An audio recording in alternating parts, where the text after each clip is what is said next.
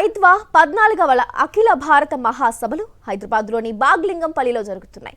మహిళల హక్కుల కోసం అన్ని రాష్ట్రాల్లో పోరాడుతున్న ఐద్వా సభ్యులు, జాతీయ నేతలు ఇందులో పాల్గొన్నారు. మహిళలకు ఉన్న హక్కుల గురించి ఈ సభలో చర్చించారు. బాలికలకు కేజీ నుంచి పీజీ వరకు ఉచిత విద్య అందించే విధంగా ఐద్వా పనిచేయాలని వారు పిలుపునిచ్చారు. చైల్డ్ మ్యారేజ్లను నివారించాలని తెలిపారు. మహిళల ఆరోగ్యం ఫైట్ చేయాల్సిన అవసరం ఉందన్నారు.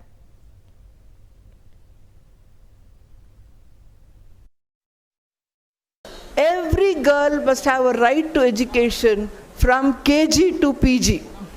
It has to be a free education, it has to be a compulsory education, and unless that happens, I don't see how we can stand on our feet and bargain for more. Sure. So I would request that IDWA includes girls' education.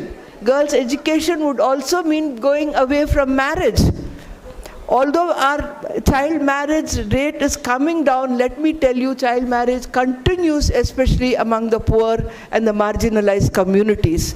We cannot allow children to be married before they are 18 years of age. You know what happens to early pregnancies. You know the kind of miscarriages that these young girls have.